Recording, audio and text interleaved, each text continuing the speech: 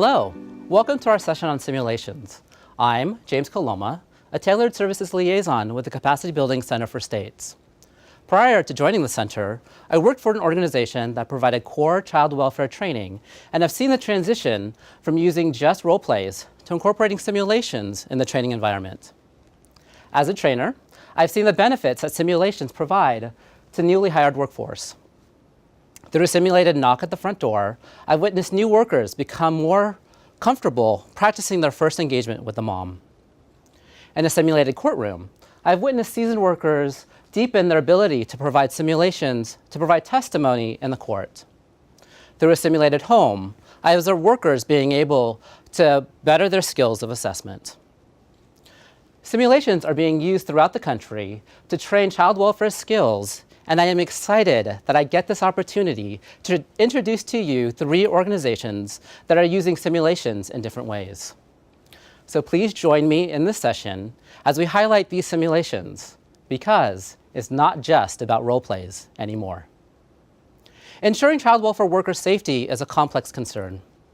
Doing so encompasses not only taking measures to prevent the threat or reality of physical violence, but also to promote the psychological and emotional safety, as well as resiliency within the workplace.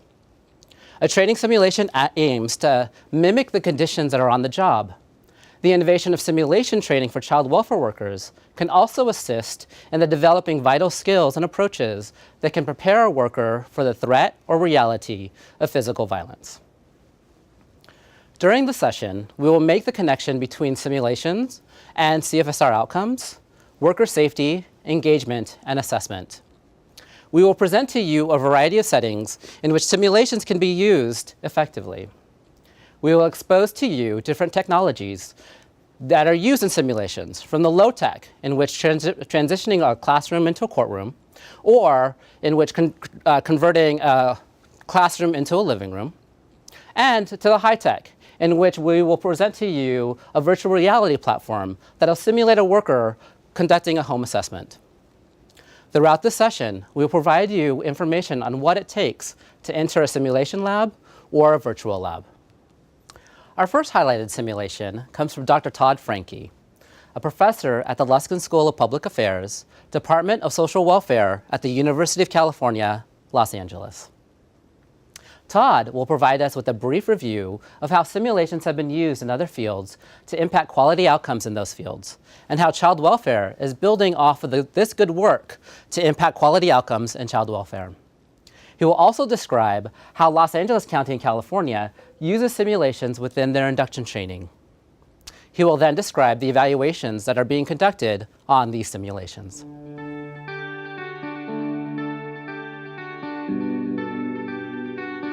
Hi, Todd. Thank you for joining us today. So, Todd, please describe the partnership between the 7 social work universities and the Child Welfare Department. Well, in Los Angeles County, for almost 25 years, there's been a partnership between the 7 social work schools and the Department of Children and Family Services. And over the years, this partnership has gotten stronger, and most recently, around the simulations that we developed together. Great. What's the child population in Los Angeles County, and can you describe the workforce? Sure. The child population in Los Angeles County is almost 2.4 million children between the ages of 0 and 20. The workforce for the Department of Children and Family Services is about 8,800 employees. 800 of those are supervisors. Almost 4,000 are case-carrying child social workers. The department receives almost 200,000 hotline calls annually. They provide services to 39,000 children annually. They go out on 150,000 referral investigations every year. They have a lot of work that they actually accomplish quite well. Absolutely. And we're talking about training today, so there's a lot of training that happens along with this. What's the research been done around the use of simulations? And if you could describe some of that for us, that'd be wonderful. Well, first, for us, the simulations represent one piece of a multidimensional training program that not only new workers that come to the department participate in, but as an ongoing worker, you have the opportunity to participate. The work around simulations, or the research around simulations, comes, at least for us, in two different ways. There was work done in the late 90s and the early 2000s that started to question whether having your seat in a chair was the best way to train child social workers. And that was coupled with the actual volumes of work that have been done in different disciplines. For example, medicine and nursing, law enforcement, the military. They all have been successfully using simulations with greater and greater sophistication for many years. Child welfare is a new entrant into that arena. And so when we put those two things together, we started working on the development of simulations for child welfare workers. Interesting. We've been using this word simulations for a while now. What is a simulation?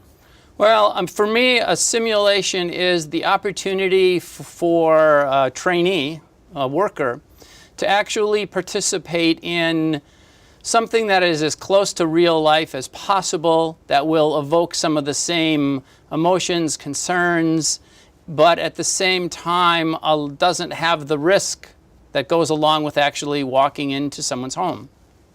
Interesting. In Los Angeles County, how have you all developed your simulations? Well, we've done this in collaboration with the Department of Children and Family Services, and we've had a lot of people who have helped contribute to this. So as part of the development, not only do we have people with a world of experience from the department, but we also have subject matter experts that come from the universities. We have other people who are experts in actual training. How do you do training? Different from the substantive subject matter side. And so we've worked together to develop simulations on a number of topics over the years. For example, we have simulations on an emergency response contact. So when a worker has to go to the home and it's an emergency, we have scenes that depict when they knock on the door and what happens then. How do you engage with the mother or the father around this? How do you engage with any other siblings to try to find out what's going on? We have other simulations that deal with how do you assess for domestic violence or for alcohol or drug abuse, or how do you assess for mental health? And all of these different simulations have scenes that are built in to try to get at the key components, the competencies that we want the workers to actually have when they leave the simulation. Interesting. Can you describe the house that you've created and what does that look like?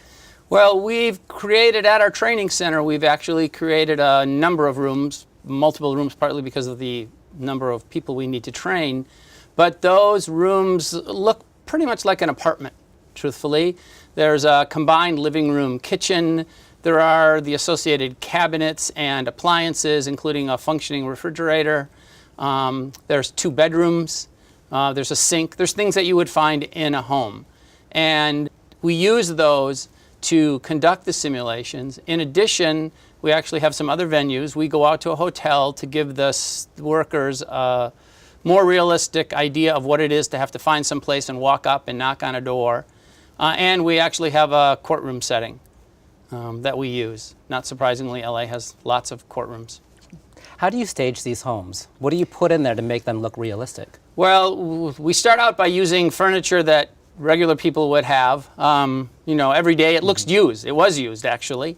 And then we stage them depending on what is the important component or components that we need the worker to see. So oftentimes the house, you'll walk in and the house will be in complete disarray. Other times it will be much neater. Sometimes as the worker goes around and does their investigation, the house has extra features, like there'll be alcohol bottles or beer bottles out and around, laying around. Sometimes there's no food in the cupboards or in the refrigerator, all things depending on the scenario for the simulation that workers are supposed to kind of tune into. Have you been doing any evaluations on these simulations? And if so, what do those look like? Well, one of our challenges from the beginning was how to actually evaluate this. And that's continues to be a work in progress. But with the support of the department and the trainers from the Department of Children and Family Services, we've managed to develop some evaluations that we use. And the process that we went through really entailed us working with the trainers and the subject matter experts to determine what could be evaluated. and how best to do that. So what do we want to measure and how do we want to measure that? We've come down to using observations and interviews and surveys with different groups. So we do interviews with the trainers to get their feedback, all with the idea that we're going to make changes. We survey the workers after their simulations to learn about their experience, what they learned, what they didn't learn. We generate data dashboards to display all this information so that everyone involved has access to them online and can look and see how things are going and think about what some of the ramifications may be for what we need to change or not change. And that feeds back into the cycle, and we start all over again. We make the changes and we assess how things are going. Up to now, we've been using a developmental framework for our evaluation, partly because it really fits our needs, our need to adapt and change what's going on along the way. As we move further on, we will likely move to some more summative forms of evaluation, but for now, this evaluation approach is working great for us. Great. What about the strengths and challenges? You've been doing this for a number of years. What have you found so far? Well, the strengths, one of the great strengths is really the interaction between all the different people involved in the trainings, not only the people from the university side or from the department side, but also we have law enforcement expertise in there depending on the simulation. We'll have nurses or doctors in there depending on the simulation. That collaboration and the strength that we gain from that has been a huge benefit to our efforts moving forward. Additionally, the collaboration between the universities and the department has really strengthened over the years as we've worked on developing these simulations and all the other dimensions of the training that the Los Angeles County Department of Children and Family Services offers to them. Probably the greatest strength is the response we get from the trainees and actually from the trainers. They, not surprisingly, although sometimes they're a little worried and afraid as they go through these simulations, they like these much more than they like sitting in a classroom. It's more meaningful to them. We have constant calls for, well, we should do more of this, not less of it. And so those are some of the great things that we've had as a result of the simulations. Great. What about any challenges? Well, there's several challenges. Logistically, it's hard to get all of these things organized. I mean, whether it's taking place at the training center or we're going out to hotels. I mean, when we rent hotels, we have to rent them for 2 nights because you need it for a full day, and the way hotels work, we rent them for 2 nights. There's the cost. Setting up this training center and these simulation rooms was expensive. And so it's a non-trivial expense to make this all happen, even though, as I said, we bought used furniture, but nonetheless, it was expensive. Trying to generate positive feedback from everyone so that we can get people interested in participating has been a challenge, though we're slowly surmounting that hurdle. So we'll see how that goes. Our plan in the future is to move these simulations out to be used with supervisors around particular topics and issues and see how that goes. But you have to generate some positive press. Well, Todd, is there any last words that you want to share with us on what Los Angeles County has been doing with simulations? Well, right now we use our simulations only for training. One of the issues that we're starting to grapple with is, do we want to use them in a more high stakes way as a method of determining whether workers should continue in their job after their probation period? And there are, not surprisingly, differences of opinion about what that means. In some way, yes, it is high stakes for the worker. This could be one of the things that might mean that they don't get retained after their year of probation. On the other side, having workers that aren't at their best certainly represents a high stakes setting for the children and families that they're responsible for trying to help and support. So this conversation is continuing, and we'll see where it goes. Well, Todd, it's been a pleasure talking with you today. Thank you so much for joining us. Thank you.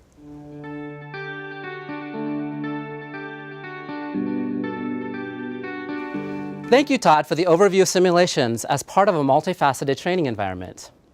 As we transition to the next speaker, we want to pause for a brief moment and have you reflect on what would be some benefits of using simulations within your training.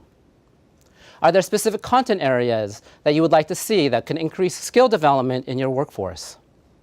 How might the use of simulations in training impact worker safety in the field? Our next highlighted simulation comes from Dr. Betsy Goulet and Susan Evans. Betsy is a clinical assistant professor and child advocacy studies coordinator in the School of Public Affairs and Administration at the University of Illinois Springfield, as well as a national consultant and trainer. Susan is currently the executive director of Child Protection Training Academy at the University of Illinois Springfield. During their presentation, Betsy and Susan will describe their experiential learning program. They will talk about their core competencies and discuss how they measure these core competencies. They will also describe their simulation to provide you with one example about what they do in their training program. Please join me in welcoming Dr. Betsy Goulet and Susan Evans.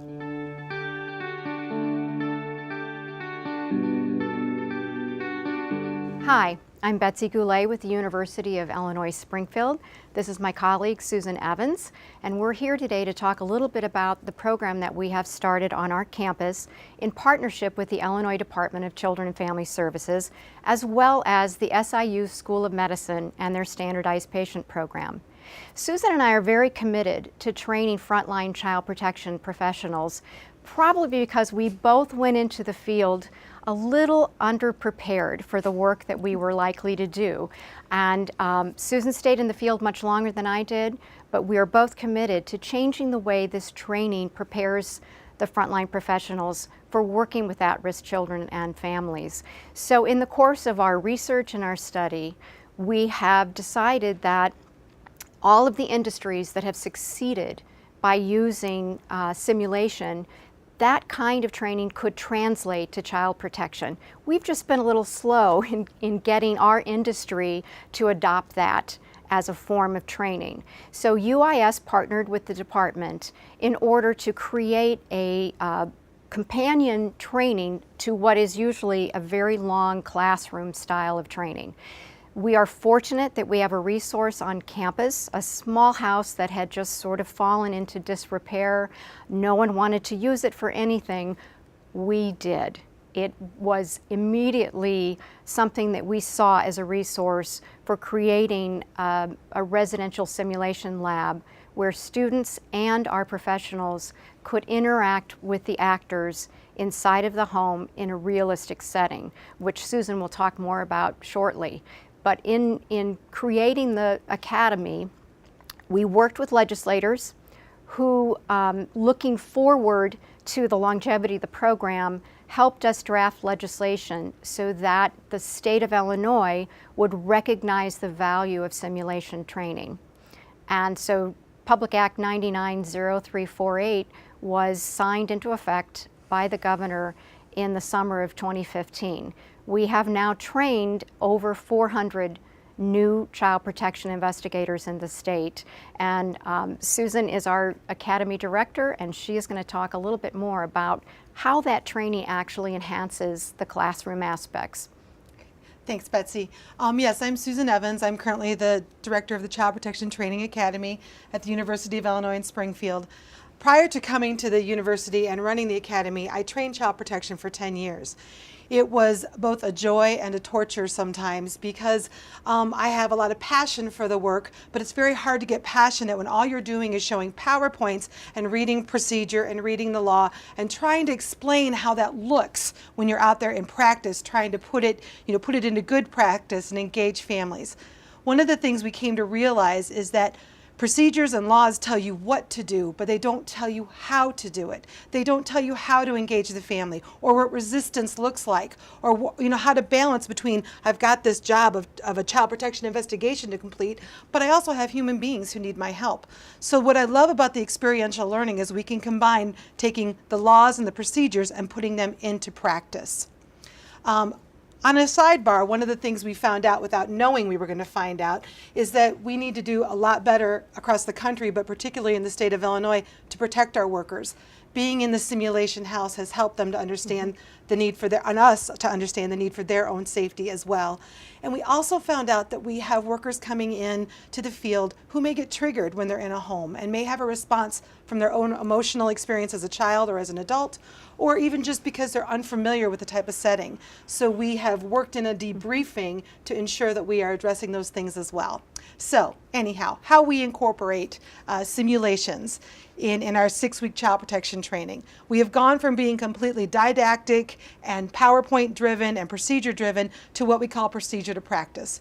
During the 6 weeks of the training that the child protection investigators are with us, while they are learning procedures and the law, we stop and we do procedure to practice using a mock case that they are introduced to on day 1.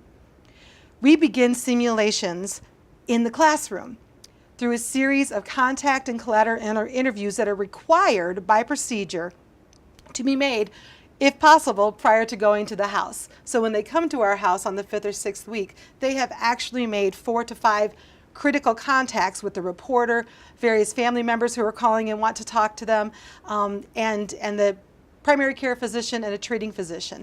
So they have a lot of information before they go to the house and try to engage the family, and they have an opportunity to get debriefing in the moment about the types of questions they asked, and then we also allow them time to document. Documentation is so crucial in defending the decisions that were made and giving and capturing the actual accurate interaction between the child protection worker and the person that they were interviewing. So once they get to our house, we really focus on a couple of things. Client engagement. When they come to the door, they've been working the case for 5 weeks, but they really don't know who's going to answer the door. It could be the mother, it could be the mother's boyfriend, it could be any number of the 3 grandmothers that are involved, or some of the family friends. So our students, our participants, watch from campus as they approach our little house and knock on the door. They learn from each other. They never know who's going to open that door or what kind of mood they're going to be in. So it vacillates. And in the moment, as soon as they're done with their sim, we check in with them. How'd they feel? Where do they feel confident and strong? We want confident and competent workforce out there. That leads to retention. So they can tell us where they felt good. And they can also tell us, I did not know what to say, or I didn't know how to respond when mom said that. And so in the moment, we can coach and support them and give them that feedback that they need.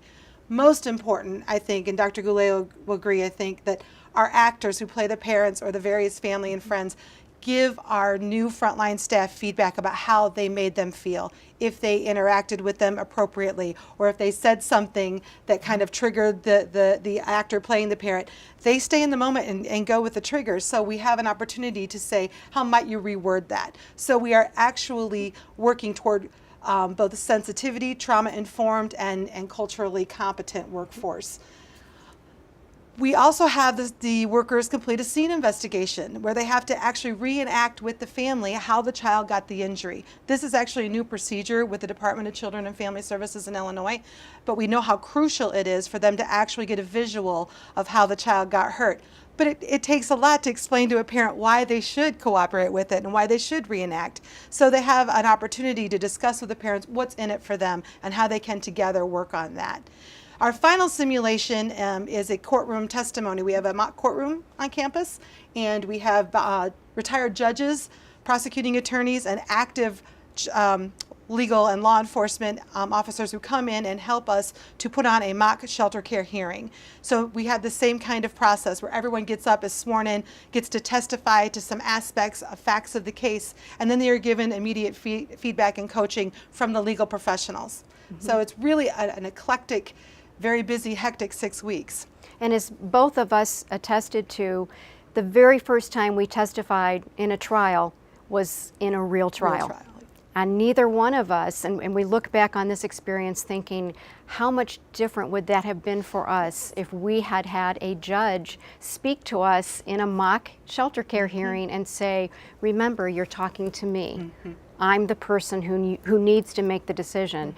And that would have been a remarkable experience that probably would have been much better for us. Absolutely. And for many of the others. One of the things we have learned too, along with needing to do more worker safety and to coach and support workers who may be having their own emotional responses, is that we have really realized how people speak becomes how they document.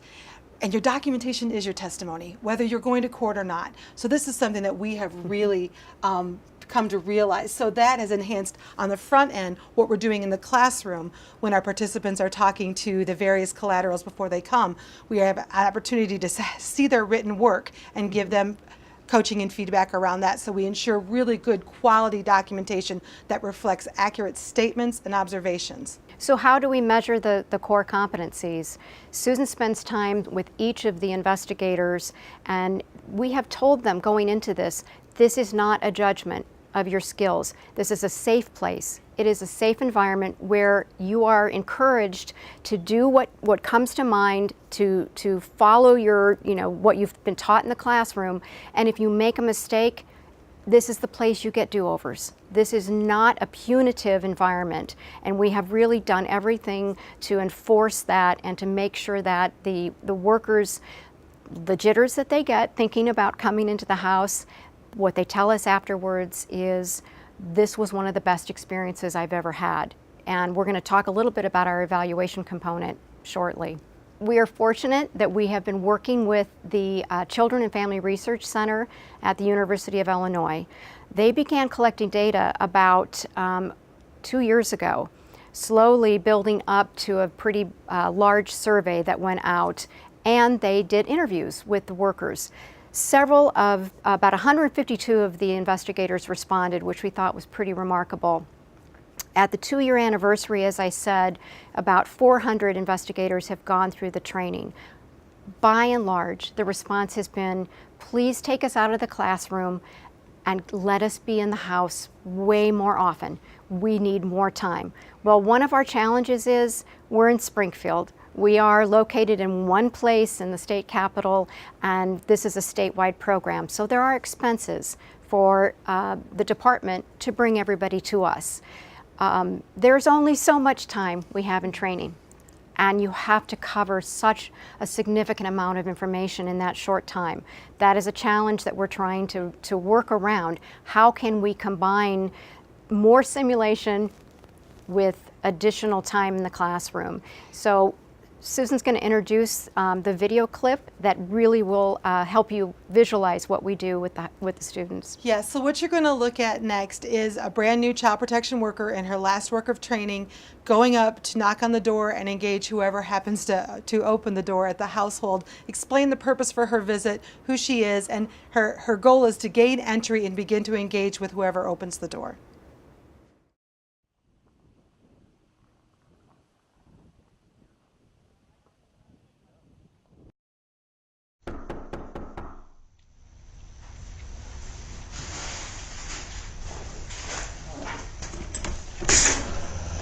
Whatever you're selling, we're not interested today.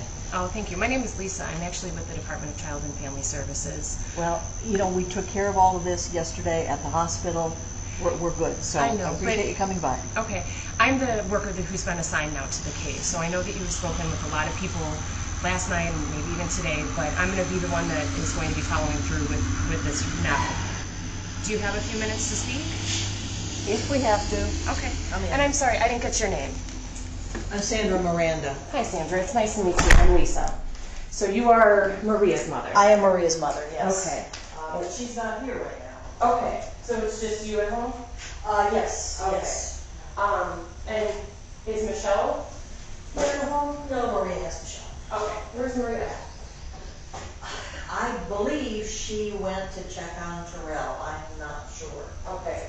And so is Terrell still in jail? As far as I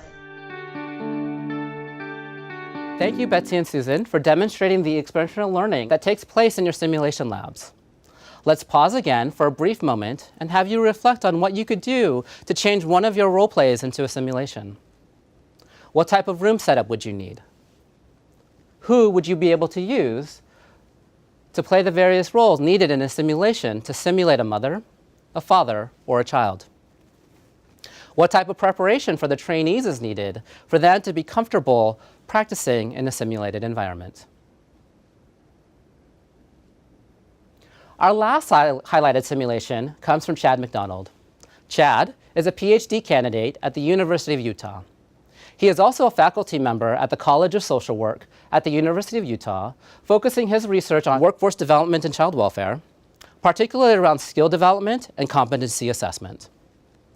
During this presentation, Chad will discuss a recent research on multimedia instructional design and how the use of deliberate practice can lead to continued performance gains. He will also demonstrate a virtual reality platform in which learners can interact with a simulated home in a virtual environment. Please join me in welcoming Chad McDonald.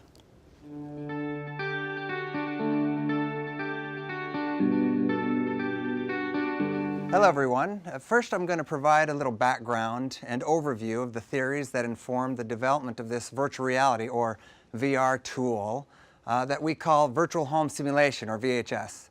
Then I'll briefly provide a demonstration of VHS. If we are to develop a more effective learning environment using VR, we need to take into account how we learn best with electronics.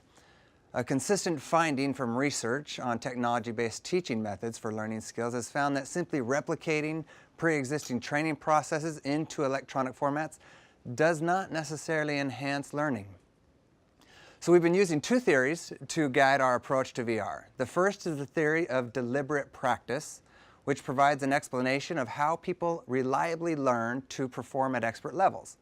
The second is the theory of multimedia learning, which provides a set of practical guidelines for developing any type of electronic learning. Both theories focus on maximizing learning. Deliberate practice guides how to learn.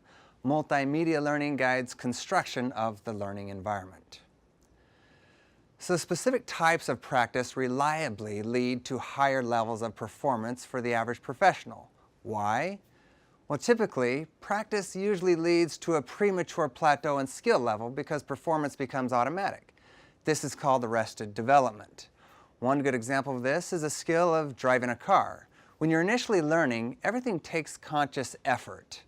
Though now when you drive a car, you can talk on the phone, you can play with the radio, or even eat, though I wouldn't recommend any of these activities. However, this is great because it reduces the amount of effort required to drive, but it also prevents you from becoming an expert race car driver because you're no longer conscious of the specific skills you're demonstrating or how you could be doing them better. It's like trying to break a bad habit or routine that our minds have already come to consider automatic and mundane. So the good news, however, is that arrested development can be avoided under certain conditions. The conditions under which arrested development can be avoided and allow learning to continue should target specific limited aspects of a skill or performance.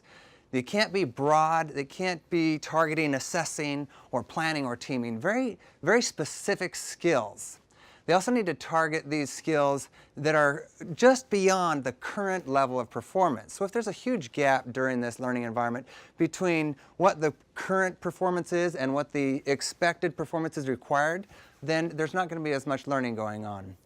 And the learning environment should also occur under guidance of a coach or a teacher.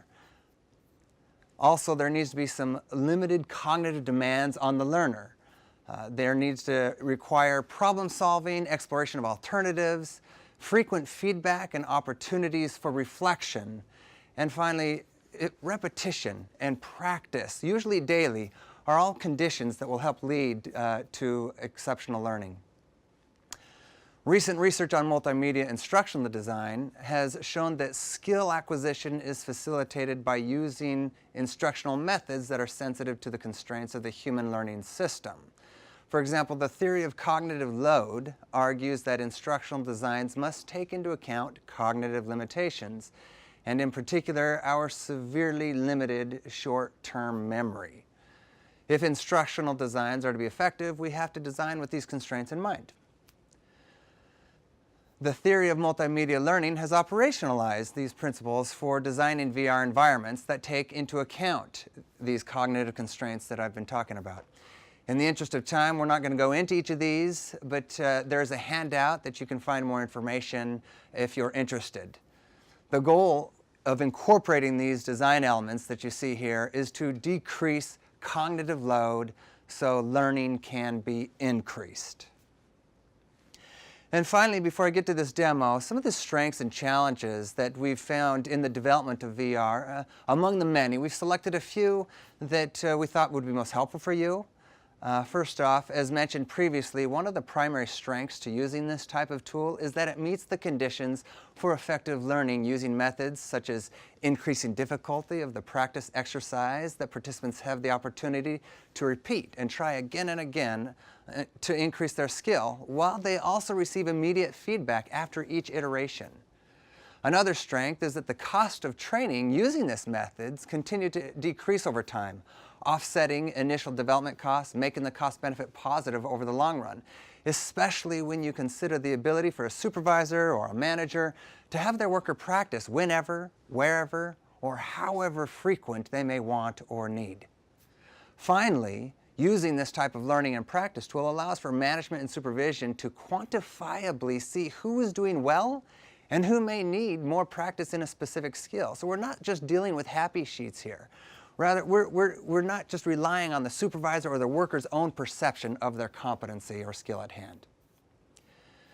So naturally, there are several challenges we could identify in this process. At the top of our list is the idea that operationalizing complex systems such as child welfare has proven to be quite difficult in the literature, especially when it comes down to deciding what the right or the wrong answers are in this type of exercise, or how to even determine which skills should be trained. Many jurisdictions have plenty of training, but may not have accurately identified the skills that will make the most direct and meaningful impact on the outcomes they're targeting. It's no different as a challenge with this tool. Of course, being able to balance the concrete skill development on such a specific level without losing the big picture is also a risk. Finally, technical resources to develop this kind of learning tool may not be locally available in all jurisdictions, though in our experience, with technological advances, the costs continue to drop and more people are obtaining the necessary expertise. So now that we've discussed our theory and rationale behind this VHS tool, I'd like to show you our initial prototype. This module of the tool focuses primarily on developing the skill to identify both environmental threats to safety as well as protective factors that may be found during a home visit. I'm going to go ahead and put on my virtual reality headgear. This is just one example I'm using for this demonstration. There are many different types, from very cheap to expensive. You can also just use a regular PC to work through these exercises, or even on your smartphone, so it can be accessible to virtually anybody in the workforce. I'm going to go ahead and start my program.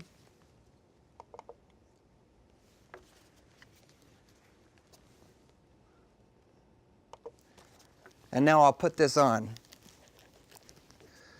So here shortly, you'll be seeing exactly what I see here. Right now, I am looking at what we call our start page, a virtual home sim. For purposes of demonstration, I'll go ahead and click on Level Select. And right now, we see just this one demonstration, what we call the Simmons House, to practice identifying environmental threats to safety and protective factors. But in the future, there may very well may be other modules here that you might find. For example, skills of engaging, like motivational interviewing skills, which have been pretty manualized, or solution-focused questions, or maybe documentation or courtroom etiquette. A myriad of potential is available here. So I'll go ahead and go into this demonstration we have. Right at the get-go, we have what we call the CANR, a Child Abuse and Neglect Report out in Utah, where we get a summary of the circumstances that have led the family to our attention. We have the individuals involved, the children ranging from ages 1 to 14, as well as the parents. And you can see that I'm standing right here in front of the door. Once I've read through the information, I can, and I'm ready to go and understand the purpose for this visit, I'm going to go ahead and click on Start. And I find myself in a kitchen. At first, my glance is that there's a lot of clutter. The counter space isn't necessarily available anywhere, but maybe not a real threat to safety for children. Oh, except I suddenly see in front of me some cardboard. I click the button and I zoom in. I see cardboard on top of the oven, as well as what looks to be like an open bottle of alcohol. Being that I consider these threats to safety or potential threats, I'm going to click on the red triangle and tag them for myself. And they're a concern to me, I'm going to hit the picture down at the bottom, and now with my picture I get to enter the text or the rationale that made me consider these things a concern. I'm going to click on the microphone, I see a cardboard box and an open bottle of alcohol on the oven, posing a fire hazard. Hit the stop button, and it's analyzing my speech, much like text-to-speech would on any smartphone. There we have it. I'm going to hit my green check mark, and off we go as I continue to move through the house. This refrigerator, I'm going to move a little closer to this refrigerator, and here I find what looks to be like some different chore chart items and maybe a family picture. This could be a discussion piece to have with the family as a potential protective factor, some additional resources. So I'm going to tag these as well. Scroll down to where that is, hit my microphone. There are pictures of family and chore charts on the refrigerator door. Hit the stop button. It's going to analyze it quickly. Once I'm ready, I'm going to hit my green check. But also you'll notice there's an eye here. This eye allows me to explore a little further into certain areas, and I'm interested in knowing what's in the refrigerator. Here I find largely there is some yogurt as well as some milk, but I'm also concerned that the fridge is mostly empty here. And I'm not seeing much for a young child to be drinking, and that open bottle of or can of beer may be accessible to the young child and who's very thirsty.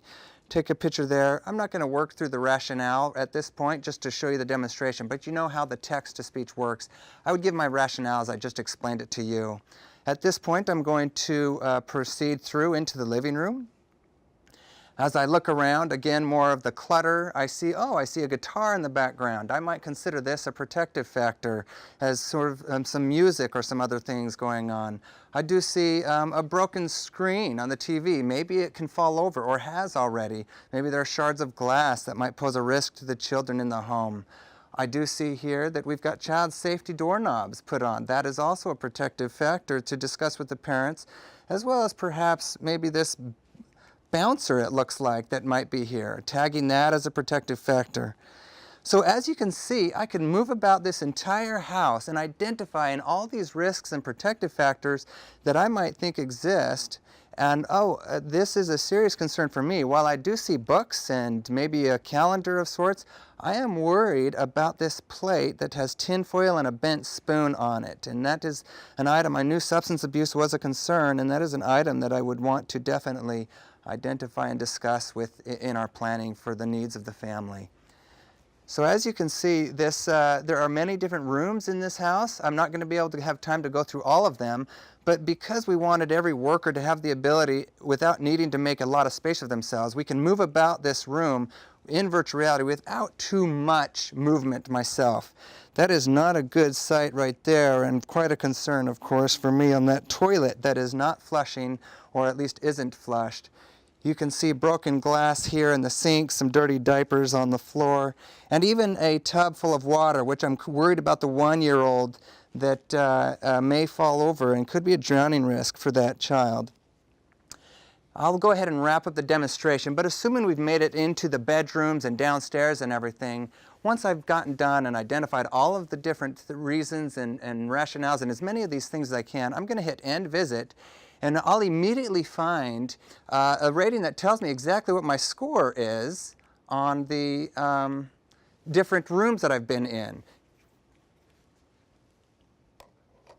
And I can see how much time I spent in the kitchen, for example, how many items I found out of 75. And I can move about this room, I can move about and look immediately at how well I did in all of these different rooms that I was in. So I'll immediately have the feedback that tells me. So that is basically a brief demo of this. I'm going to go ahead and take off my virtual reality tool, but wanted to say that there are many more bits of data that are getting recorded, including where the worker is going, and each iteration it'll compare to their last one. So any supervisor or manager will be able to see exactly where these workers stand on their competency, whatever it is. And this type of tool suddenly moves the dialogue in competency to a whole nother arena. Thank you.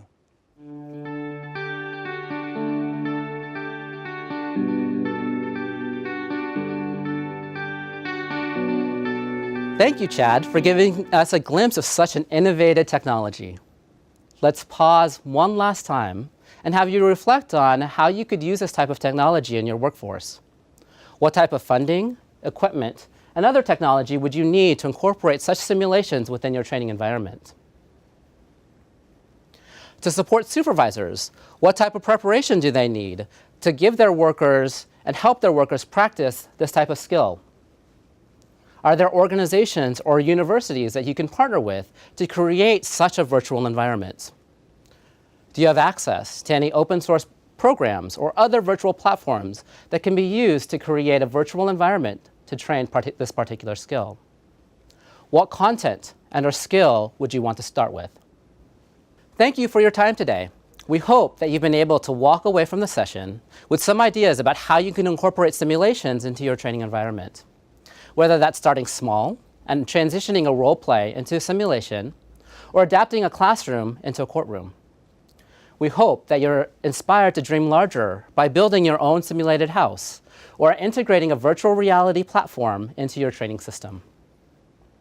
By incorporating simulations into your training environment, we hope that our child welfare workforce is better prepared with the skills to effectively work with the children and families that we serve, and that this preparation will lead to better outcomes. We will now transition to the virtual reflections portion to discuss how to implement simulation labs, virtual labs, and readiness assessments as pre-work to implementation.